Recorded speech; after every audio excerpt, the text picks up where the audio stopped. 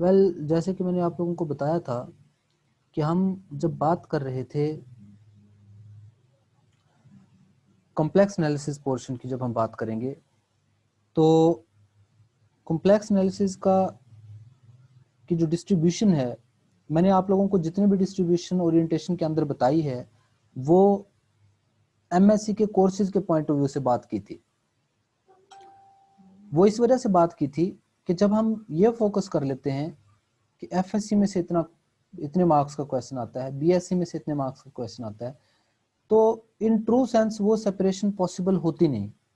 उसकी वजह यह है कि जैसे अब आज हम जो टॉपिक कर रहे हैं कॉम्प्लेक्स एनालिसिस का, तो कॉम्प्लेक्स एनालिसिस की जो फाउंडेशन है वो आप लोगों को मैट्रिक क्लास से मिल जाती है जब आप कॉम्प्लेक्स नंबर की डेफिनेशन वहां पर पढ़ते हैं पहली दफा, रियल और कॉम्प्लेक्स नंबर का कॉन्सेप्ट जब पढ़ते हैं आप पहली दफा। तो हम इंटर क्लासेस से ये जस्ट डिस्कस करेंगे पहले कि कॉम्प्लेक्स एनालिसिस आपने पहली दफा ये वर्ड कहाँ पे देखा था, और उसके बाद हम अपना जो कोर्स है प्रॉपर, जो पीपीएससी के पॉइंट ऑफ व्यू से जो काम हमने करना है उसकी तरफ चलते जाएंगे। तो ये मैंने आप लोगों को जो स्क्रीन शेयर की हुई है, यहाँ से आप लोगों को नजर आ रहा होगा कॉम्प्लेक्स नंबर की डेफिनेशन के पॉइंट ऑफ व्यू से जो बात है कि कॉम्प्लेक्स नंबर बेसिकली होते किस टाइप के हैं, क्या चीज है। कि जैसे जैसे नंबर सिस्टम डेवलप हुआ था तो हमारे पास जो किस टाइप के नंबर्स की हमें जरूरत पड़ी, हमें चूंकि यहाँ पर अब वो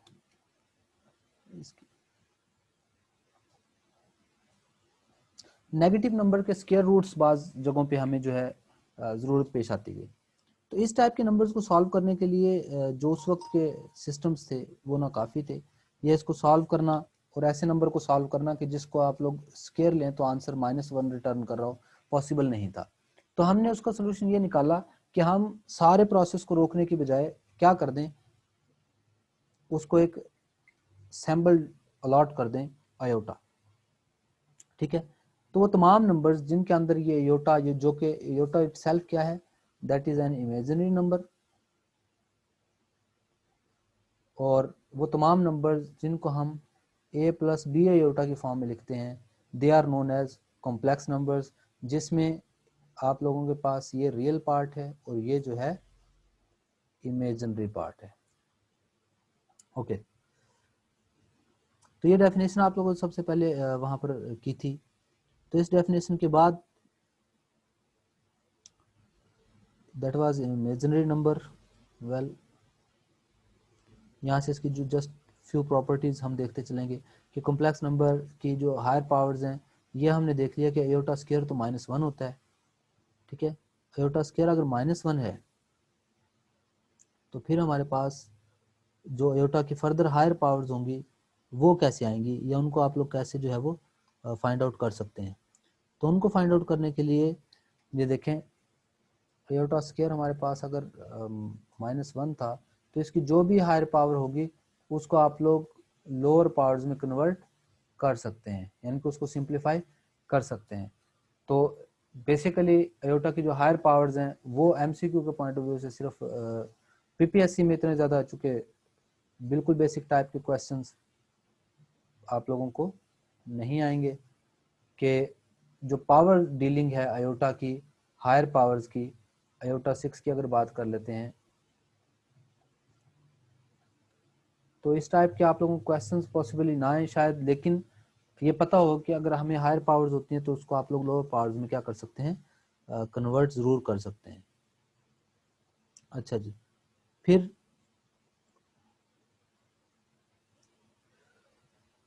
यहाँ पर हमारे पास इसके कुछ ऑपरेशंस हैं, इनकी एडिशन हो सकती है, सब्ट्रैक्शन हो सकती है। एडिशन में रियल पार्ट में रियल ऐड होता है और सब्ट्रैक्शन में भी रियल पार्ट से रियल सब्ट्रैक्ट हुआ और इमेजिनरी पार्ट से इमेजिनरी पार्ट जो है वो हमारे पास सब्ट्रैक्ट हो रहा होता है।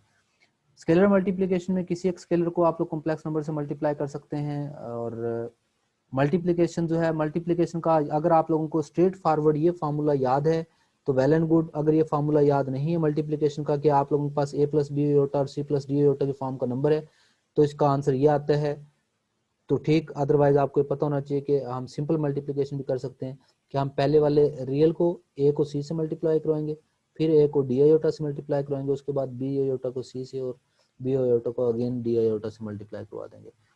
ठीक है ना, इसके अंदर यूं कह लें कि एग्जामिनेशन पॉइंट ऑफ व्यू से ज़्यादा शायद इम्पोर्टेंट कोई चीज़ ना हो, बट इसके बाद जो चीज़ आने वाली है कि कॉम्प्लेक्स जो इसका कॉन्जुगेट है, conjugate of a complex number. तो कॉन्जुगेट के अंदर ये होता है कि हमारे पास जो भी आप लोगों के पास कॉम्प्लेक्स नंबर मौजूद हो तो उसको कॉन्जुगेट के अंदर उसके रियल और इमेजिनरी जो इमेजिनरी पार्ट है उसका साइन चेंज कर देते हैं। और पीपीएससी के अंदर इससे रिलेटेड जो क्वेश्चन जब भी आता है कॉन्जुगेट का, वो मैंने आप लोगों को शायद ओरिएंटेशन के अंदर एक दफ़ा थोड़ा सा जिक्र किया था कि लेट्स सपोज जब क्वेश्चन आता है यहाँ से तो ये पूछा जाता है कि let's suppose if z is equal to 3 + 5 iota it's conjugate lies in which quadrant. कि अगर ये है तो आपको पता है कि फर्स्ट क्वाड्रेंट में x और y दोनों पॉजिटिव हैं, सेकंड में x नेगेटिव y पॉजिटिव है, थर्ड में x और y दोनों नेगेटिव हैं और फोर्थ के अंदर x पॉजिटिव और y नेगेटिव है। तो जब कोई भी कॉम्प्लेक्स नंबर हो, मैं ओवरऑल की ही बात कर लेता हूँ, हमेशा याद रखें 3 + 5 एटा है तो इसका कॉन्जुगेट 3 - 5 एटा होगा, यानी कि x पे कोई फर्क नहीं पड़ेगा, y चेंज होता है बेसिकली। तो याद रखिएगा कोई भी पॉइंट अगर फर्स्ट क्वाड्रेंट में है तो उसका कॉन्जुगेट जो है वो सॉरी सेकंड क्वाड्रेंट में है तो उसका कॉन्जुगेट थर्ड क्वाड्रेंट में आ जाएगा, थर्ड क्वाड्रेंट में है तो उसका कॉन्जुगेट सेकंड क्वाड्रेंट में चला जाएगा, क्योंकि y चेंज होगा, ये ऊपर नीचे जो है वो शिफ्ट हो जाएंगे। जबकि दूसरी तरफ की अगर हम बात करें, अगर फर्स्ट क्वाड्रेंट में है तो फोर्थ में आ जाएगा कॉन्जुगेट, और अगर फोर्थ में कॉम्प्लेक्स नंबर है तो उसका कॉन्जुगेट फर्स्ट क्वाड्रेंट के अंदर लाई कर जाएगा। तो ये इस टाइप का यानी कि कॉन्जुगेट फाइंड आउट करने का तो ऑब्वियसली क्वेश्चन नहीं आता, लेकिन ये क्वेश्चन पीपीएससी के अंदर आया हुआ है कि कोई कॉम्प्लेक्स नंबर दिया हो और उसका कॉन्जुगेट पूछे कि कौन से क्वाड्रेंट के अंदर लाई करेगा। तो आपको पहले पता होना चाहिए कि पहले वाले में अगर वो पॉइंट है, ऑब्वियसली जो कॉम्प्लेक्स नंबर है उसको उसकी जो रिप्रेजेंटेशन है वो अभी हम देखेंगे, ग्राफिकल रिप्रेजेंटेशन 3 + 5 एटा को यूं लिख सकते हैं ना, 3 और 5 ऑर्डर पेयर्स की फॉर्म में, यह भी हमने डिस्कस करना है कि इसको कैसे लिखा जाता है। तो मैं पीपीएससी के वाले से बात कर रहा हूँ कि इसका एमसीक्यू जो बात था, तो ये ऑर्डर पेयर चूंकि फर्स्ट क्वाड्रेंट के अंदर है तो फर्स्ट का कॉन्जुगेट फोर्थ में लाई करेगा, यानी कि 3 - 5, तो वो कहाँ पे होगा, फोर्थ क्वाड्रेंट के अंदर लाई कर रहा होगा। वेल रियल नंबर जो होता है अपना सेल्फ कॉन्जुगेट होता है, क्योंकि रियल का इमेजिनरी पार्ट तो है नहीं, तो जीरो होगा उसका इमेजिनरी पार्ट, और जीरो का कॉन्जुगेट ले भी लेंगे तो जो हमारे पास है सेल्फ कॉन्जुगेट होगा हमारे पास। तो ये ऑर्डर पेयर्स की फॉर्म में भी लिखा जा सकता है। रियल के साथ इसका इतना सा कनेक्शन है कि जैसे रियल नंबर्स को आप लोग ऑर्डर पेयर की फॉर्म में, टू डायमेंशनल नंबर को ऑर्डर पेयर्स की फॉर्म में लिखते हैं, तो कॉम्प्लेक्स को ऑर्डर पेयर की फॉर्म में लिखा जा सकता है, लेकिन ये हमारे पास कॉम्प्लेक्स नंबर होता है, इसको जब अलहदा से आप लोग दोबारा से कॉम्प्लेक्स नंबर की फॉर्म में लिखेंगे तो ए बी इसका मतलब a + b आयोटा ही होगा। अच्छा, उसके बाद ये सम डिफरेंस फाइंड आउट करने की कुछ एग्जांपल्स थी, क्योंकि हम सिर्फ यहाँ पर इसका इंट्रोडक्शन देख रहे हैं। हाँ जी, मल्टीप्लिकेटिव इनवर्स का ये फार्मूला आपको डायरेक्ट याद होना चाहिए फास्ट ट्रैक जो क्वेश्चन करने के लिए। अच्छा, एक चीज और, कल आप लोगों को जब ओरिएंटेशन के अंदर बताया गया था तो मैं बाय चांस देख रहा था 2015 तक, ये बात मैंने आप लोगों को शायद कल बताई नहीं, 2015 तक 120 मिनट का आप लोगों का पेपर हुआ करता था, 100 मार्क्स एमसीक्यू का। 2015 के बाद से जो पेपर है वो 90 मिनट्स का होता है, मतलब 120 मिनट्स का नहीं होता। तो इसको बहरहाल हम देखेंगे साथ साथ।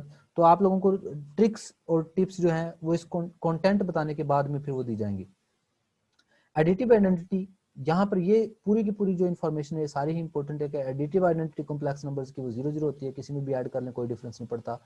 एडिटिव इनवर्स जो है नेगेटिव से रिप्लेस करके 1 0, यानी कि मल्टीप्लिकेटिव आइडेंटिटी जो है ना कॉम्प्लेक्स नंबर्स की वो 1 0 भी है, और यूं कह लें कि 1 0 को 1 भी अकेला लिखा जा सकता है।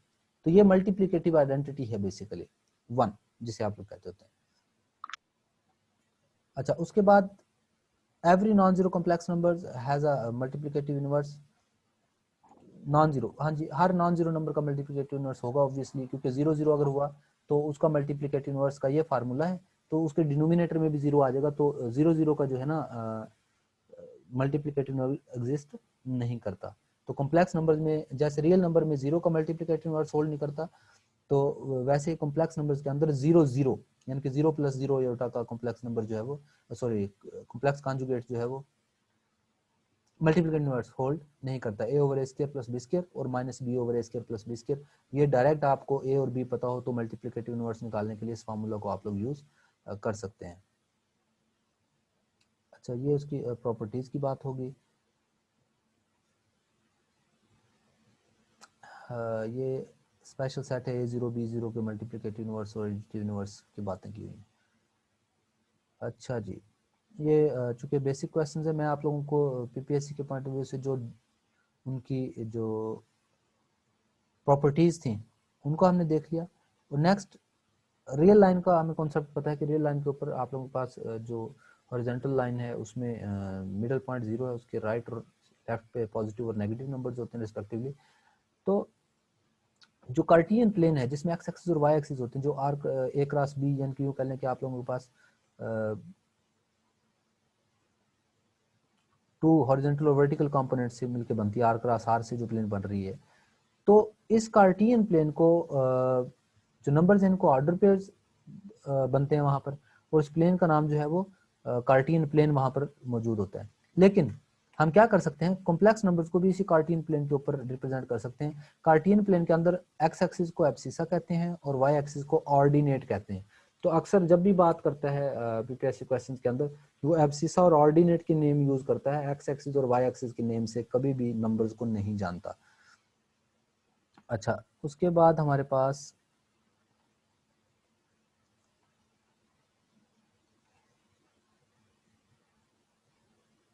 इससे रिलेटेड कुछ प्रॉपर्टीज़ हैं।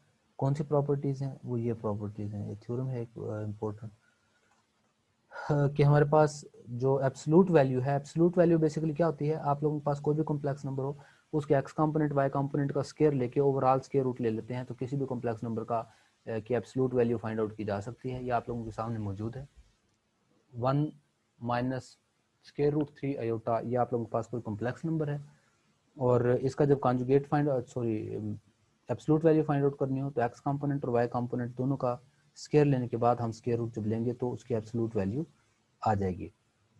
तो ये एब्सोल्यूट वैल्यू से कुछ रिलेटेड कुछ रिजल्ट्स हैं कि जब हम किसी नंबर का नेगेटिव नंबर ले लें, यानी कि एडिटिव इनवर्स बेसिकली, या उसी कॉम्प्लेक्स नंबर को या उस नंबर का कॉन्जुगेट या उसके नेगेटिव नंबर का कॉन्जुगेट ले लें, तो इन तमाम की एब्सोल्यूट वैल्यू क्या रहेगी? सेम रहेगी, क्योंकि कॉन्जुगेट लेने से या नेगेटिव नंबर लेने से उनके साइंस चेंज होंगे, और जब उनके एक्स और वाई कंपोनेंट्स के स्केयर लेंगे तो साइन चेंज होने के बाद भी वो स्केयर जब लिया जाएगा तो वो पॉजिटिव हो जाएगा, तो आंसर सेम आएगा।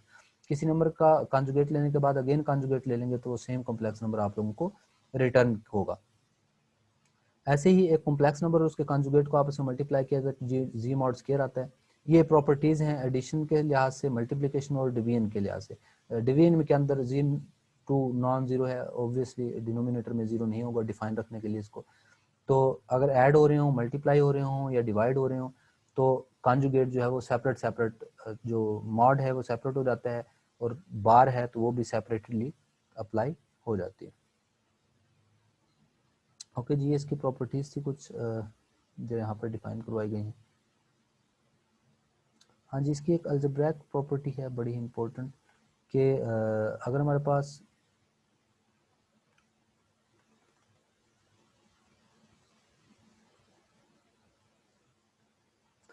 लेट सपोज हमारे पास जी1 और जी2 इस टाइप के पॉइंट्स हों कि उनके रियल और इमेजिनरी कंपोनेंट की जो रेशोज हैं करस्पॉन्डिंग रेशोज सेम हो, ए और बी और सी और डी। ए बी बेसिकली क्या है, जी1 जी2 जो कॉम्प्लेक्स नंबर हैं दो, उनके रियल और इमेजिनरी पार्ट हैं। ए और बी यानी कि जी1 जो है ए प्लस बी होता है, जी2 जो है वो सी प्लस डी होता है। अगर हमारे पास उनके रियल और इमेजिनरी कंपोनेंट्स की करस्पॉन्डिंग रेशो सेम हो तो जी1 प्लस जी2 मॉड इक्वल होता है जी1 मॉड प्लस जी2 मॉड के। लेकिन इन जनरल ये इक्वलिटी होल्ड नहीं करती, बल्कि हमेशा ही जी1 प्लस जी2 mod less or equal to जी1 मॉड प्लस जी2 मॉड। और इस प्रॉपर्टी का बड़ा इंपॉर्टेंट एक नेम है which is known as triangular property. ठीक है जी, तो ये कॉम्प्लेक्स नंबर के हवाले से एक प्रॉपर्टी है। ये मल्टीप्लिकेशन की प्रॉपर्टी यहाँ पर राइट की गई है। पोलर फॉर्म है उसके बाद किसी भी कॉम्प्लेक्स नंबर की, एक्स और एक्स प्लस वाई होता है तो इसको एक्स को जो है आर कॉस थीटा और वाई को जो है आर साइन थीटा की फॉर्म में लिखा जा सकता है। और आर बेसिकली क्या होता है ये देखें, जब आप लोग किसी भी कॉम्प्लेक्स नंबर की बात करते हैं, हमने जब ये कह दिया कि किसी भी कॉम्प्लेक्स नंबर को कार्टियन प्लेन के ऊपर रिप्रेजेंट किया जा सकता है। कार्टियन प्लेन पे जब भी किसी कॉम्प्लेक्स नंबर को रिप्रेजेंट किया जाता है, याद रखिएगा उस जो कॉम्प्लेक्स नंबर हैं उनको इन जनरल फिर हम ऑर्डर पेयर से रिप्रेजेंट कर लेंगे इस टाइप के नंबर से, ए कॉमा बी से। और जो ये डायग्राम होगी, इस डायग्राम का नाम आर्गन्ड डायग्राम होगा।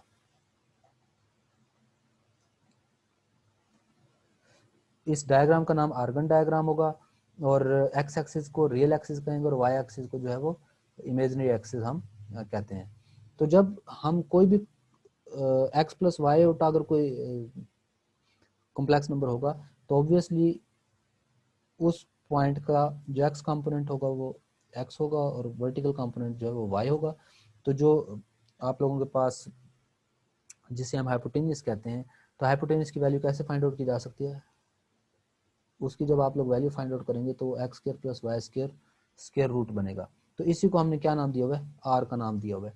तो r is equal to x square plus y square whole square root, और अगर ये आर हो तो जो बेस होगी उसको आर कॉस थीटा कहते हैं, और परपेंडिकुलर जो होता है उसको आर साइन थीटा कहते हैं।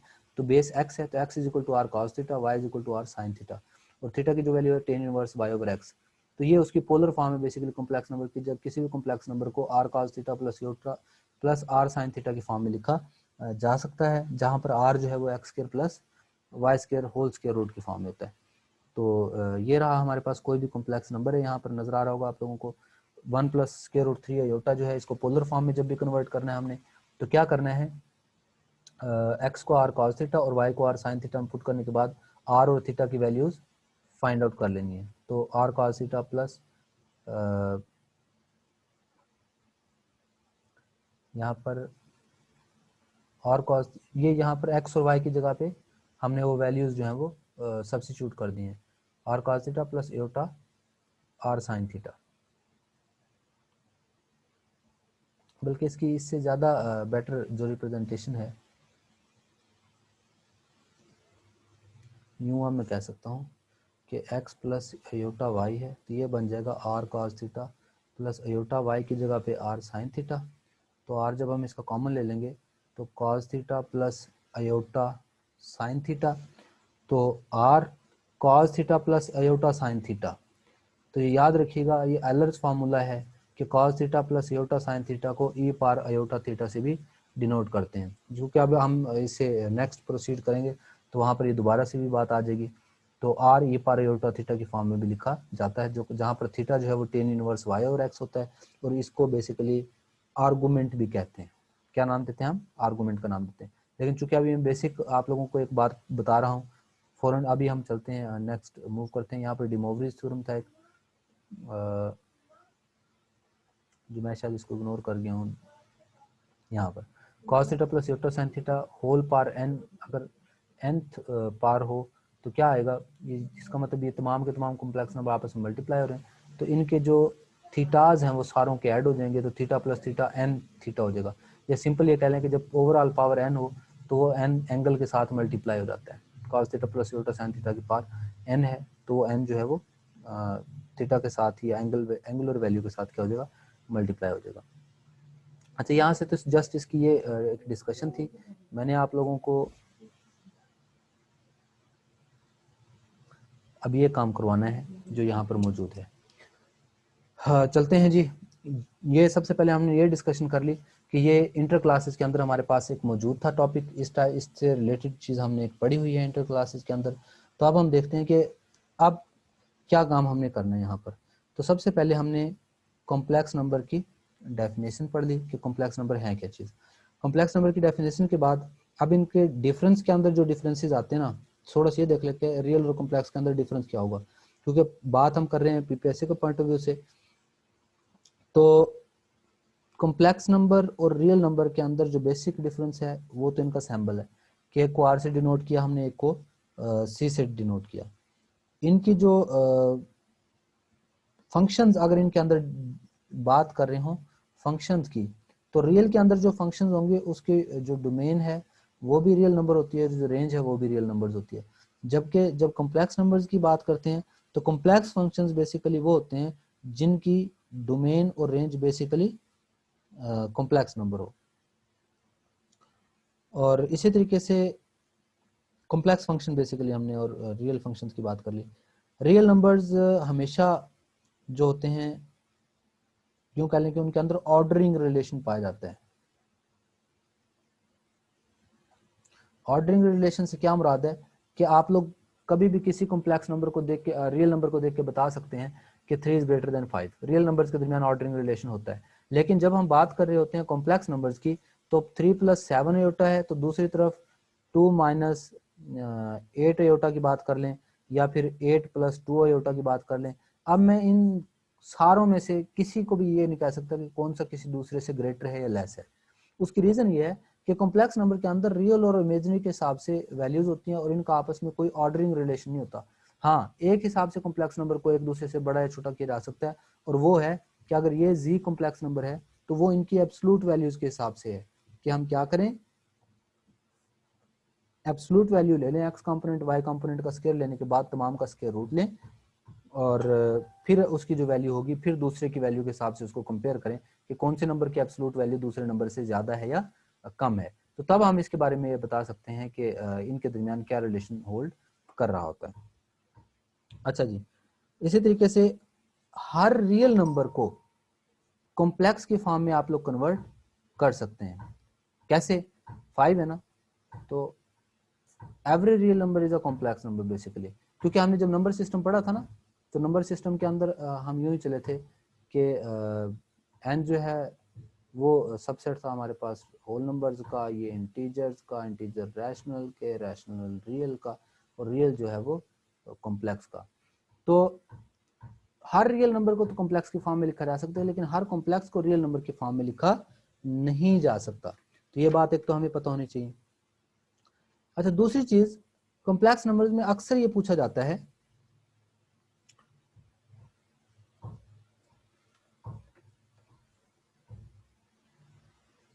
शो दैट इट्स, मतलब ये z mod is equal to 1 basically किसको रिप्रेजेंट कर रहा है भाई, इसका लोकस या इसका जो मोशन है, पाथ जो इसका बेसिकली वो किस टाइप का है। तो हम जब भी लोकस फाइंड आउट करना हो किसी भी कॉम्प्लेक्स नंबर का, तो उस कॉम्प्लेक्स नंबर को x प्लस वाई योटा या a plus b iota form में रिप्रेजेंट करें। सबसे पहले a प्लस बी योटा कह लेता हूँ, तो z मॉड की जगह पे a plus b iota mod equal to 1 आ जाएगा। ठीक है, तो एब्सोल्यूट वैल्यू कैसे आती है, x कंपोनेंट का सॉरी रियल पार्ट का square, imaginary part square, whole square root. तो हम क्या कह सकते हैं, a square plus b square is equal to 1। तो ये हमारे पास क्या है, its locus is basically circle. तो हमें पता होना चाहिए कि जब इस टाइप के कॉम्प्लेक्स नंबर की जो आप लोगों को इक्वलिटीज या इनइक्वलिटीज दी गई हूँ, तो उसको कैसे फाइंड आउट करते हैं। तो ये क्वेश्चन जो आया हुआ है पहले, वो मैं थोड़ा सा डिस्कस कर रहा हूँ लोकस के पॉइंट ऑफ व्यू से, कि locus of z find out करने हैं। और क्या इक्वेशन दी गई थी कि argument of z minus 1 over z plus 1 was lambda over 3। तो अब देखें, आपने जब लोकस फाइंड आउट करना तो सादा सी बात है, आपको एक तो बात आर्गुमेंट का पता होना चाहिए। आर्गुमेंट होता है एंगल, और वो किसके इक्वल होता है, tan inverse y over x। अब इसकी भी बेसिकली हमने बाद में प्रिंसिपल आर्गुमेंट के हवाले से डेफिनेशन करनी, लेकिन अभी हम बेसिकली आर्गुमेंट पे चलते हैं कि angle tan inverse y over x होता है। अब इसमें तो ना y एक्सिस पता है, ना x एक्सिस पता है, ना रियल का पता है, ना इमेजिनरी का पता है, यानी कि tan inverse of imaginary over real कह सकते हैं इसको इन ट्रू सेंस, जब हम कॉम्प्लेक्स में पढ़ रहे हो। तो क्या करेंगे हम, सबसे पहले z minus 1 over z plus 1 को a plus b iota minus 1 over a minus b iota plus 1 की फॉर्म में लिखेंगे। फिर क्या करते हैं, रैशनलाइजेशन करते हैं इसको इसके कॉन्जुगेट से, यानी कि a plus 1 plus b iota over a plus 1 plus b. ये basically a plus 1 minus b iota है ना, तो इसके कॉन्जुगेट से मल्टीप्लाई और डिवाइड करेंगे, और इसको सिंप्लीफाई करने के बाद जो रिजल्ट आएगा, मैं उस रिजल्ट को बेसिकली यहाँ पर डिनोट कर रहा हूँ कि आप इसको मल्टीप्लिकेशन के बाद जो आंसर फाइंड आउट कर पाएंगे वो ये होगा।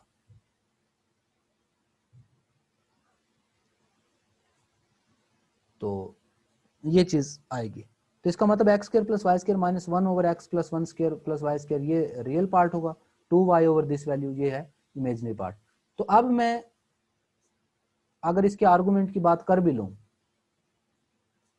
अब मैं इसके बारे में बता सकूंगा कि इसका आर्गुमेंट क्या होगा, क्योंकि मैंने जस्ट टेन इनवर्स लेना है और x value y value over x value, तो दोनों के नीचे ये तो चूंकि मौजूद है, तो इसको जब सिंप्लीफाई करेंगे तो tan inverse of this value हमें फाइंड आउट करना पड़ेगा।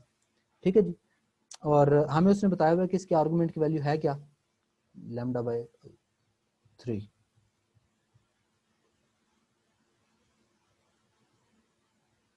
लैम्डा बाय 3 नहीं, इसको मैं पाई बाय 3 बेसिकली लिखते हुए मैंने उसको, ओके तो 10 को इधर ले आए, 10 पाई बाय 3 बेसिकली क्या होगा, 10 पाई बाय 3 10 60, 31/3 स्क्वायर रूट है तो 60, ओके स्क्वायर रूट 3 आ गया मेरे पास, 2y/x² प्लस y² प्लस 1।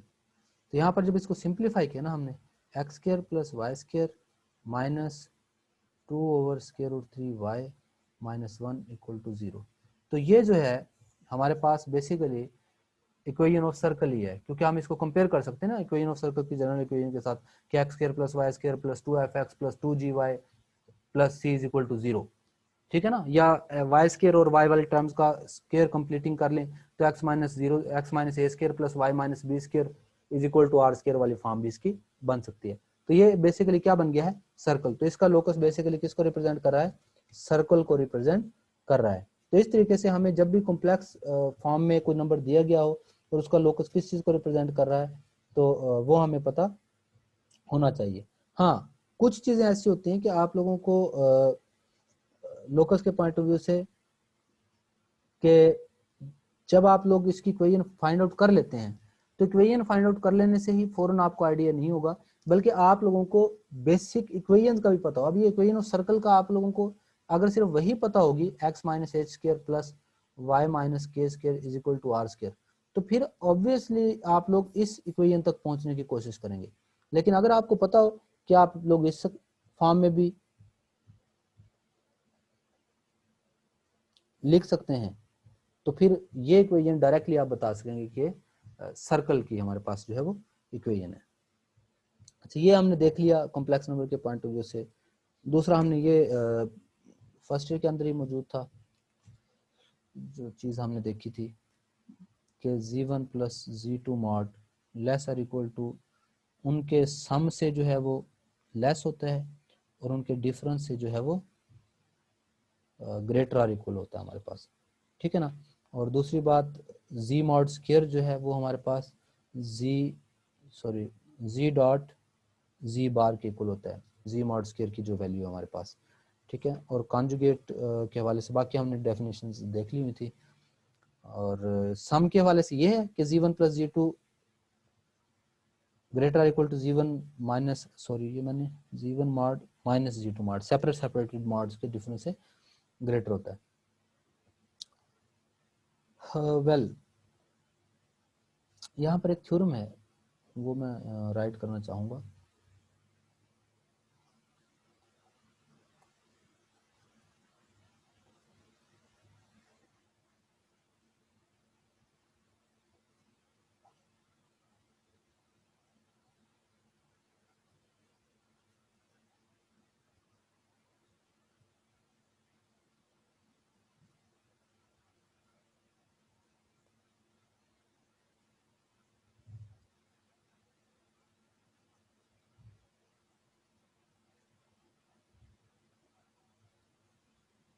कि अगर हम product of n members of complex numbers हों तो उनका जो प्रोडक्ट है उनके आर्गुमेंट्स के सम के इक्वल होगा। यानी कि यूं कह लें कि अगर आप लोगों के पास कॉम्प्लेक्स नंबर्स है ना z1 z2 z3, इस तरह के n भी हो सकते हैं, बहुत ज्यादा भी हो सकते हैं, तो इनके प्रोडक्ट का जो आर्गुमेंट होगा वो अलहदा अलहदा के आर्गुमेंट लेके उनके सम के इक्वल होगा। कि आप लोग अगर कोई से 3 नंबर आपस में कॉम्प्लेक्स नंबर मल्टीप्लाई हो रहे हैं तो अगर आपको उनका प्रोडक्ट लेके आर्गुमेंट फाइंड आउट करना है तो आप सबके आर्गुमेंट्स फाइंड आउट कर ले और उन सबको आपस में ऐड कर दें तो वो उनके प्रोडक्ट का आर्गुमेंट आ जाएगा। प्रोडक्ट के अंदर ये सम है और अगर क्वोशंट होगा मतलब डिवाइड हो रहा हो z1 ओवर z2 है तो उसका जब आर्गुमेंट निकालना हो तो फिर उनके आर्गुमेंट का क्या ले लेंगे, डिफरेंस ले लेंगे, आर्गुमेंट ऑफ z1 और आर्गुमेंट ऑफ z2।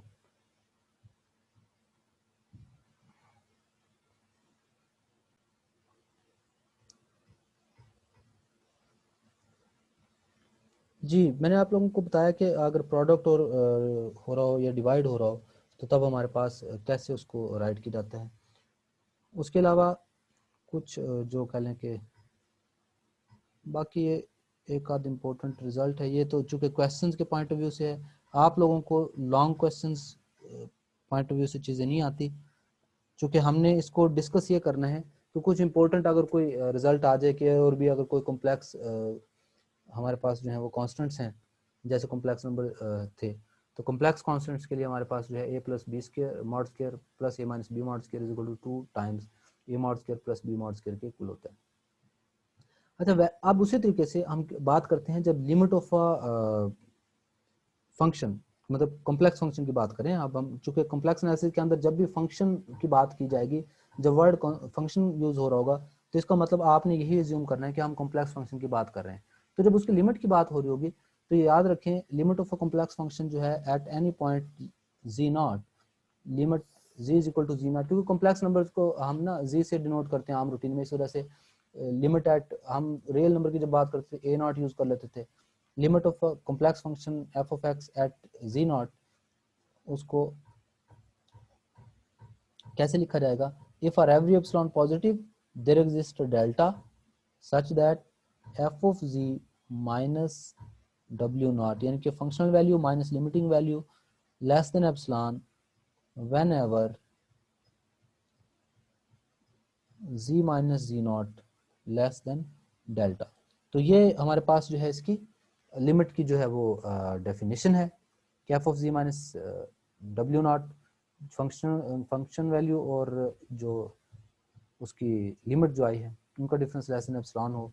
तो ये हमारे पास डब्ल्यू नॉट को अगर ये क्राइटेरिया होल्ड कर जाए तो डब्ल्यू नॉट को इसकी लिमिट कह दिया जाएगा। और स्ट्रेट फॉरवर्ड अगर लिमिट वैल्यूज फाइंड आउट करनी हो तो लिमिट के लिए बिल्कुल वैसे जैसे आप लोग इंटर क्लास में करते थे कि अगर वो डायरेक्ट से सॉल्व हो रही हो तो ठीक है, वरना लेट्स सपोज यूँ है ना, z approaches to 1 z square minus 1 over z minus 1, तो डायरेक्ट z को 1 पुट आप लोग नहीं कर पा रहे हैं तो फंक्शनल वैल्यू तो चाहे नहीं आ रही ना आए, आप लोग z को क्या कर सकेंगे, z स्क्वायर माइनस 1 को लिख सकते हैं z प्लस 1 और z माइनस 1, तो हमारे पास z प्लस 1 आ गया। अब उसके अंदर आप लोग लिमिट जो है वो करस्पॉन्डिंग लिमिट जो 1 को अप्रोच कर रही थी वो पुट कर सकते हैं, तो 1 प्लस 1 क्या आ जाएगा 2। यानी कि आप लोग ये कह लें कि लिमिट के लिए बिल्कुल कॉम्प्लेक्स नंबर में वैसी ही सिचुएशन चलती रहेगी बहुत सारी जगहों पे जैसे कि आप लोग रियल नंबर्स के लिए किया करते थे। लेकिन डिफरेंस कहाँ पे आएगा या कॉम्प्लेक्स के पॉइंट ऑफ व्यू से जो इम्पोर्टेंट, हाँ एक रिजल्ट है इसका जो दिया हुआ था कि limit z approaches to 1 zn minus 1 over z minus 1 is equal to n। ये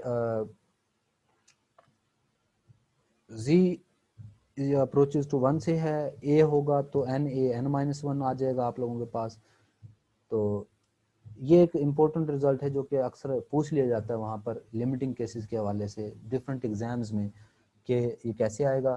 ठीक है, इसको रियल नंबर के पॉइंट ऑफ व्यू से आप लोग देखें तो डेल हॉस्पिटल रूल भी अप्लाई हो सकता था, 0/0 फॉर्म बन रही थी यहाँ पर, ठीक है ना, उससे भी यही आंसर आएगा। वरना ये तो सॉल्व किया हुआ है पूरे इंटर क्लासेस में आप लोगों को A N minus B N से बाइनोमियल फार्मूला पूरे को पूरा सिंप्लीफाई करने के बाद कि जी माइनस 1 इंटू जी पार एन माइनस 1 प्लस जी पार एन माइनस 2, मतलब जो भी वैल्यूज आती थी उसकी उस तरीके से सिंप्लीफाई किया होता है। लेकिन हम यहाँ पर इसको ये अज्यूम करेंगे कि डेल हॉस्पिटल रूल से भी आ गया या जो भी है इसका आंसर डिफरेंट फॉर्म्स में आप लोग इस तरीके से उसको अज्यूम कर सकते हैं।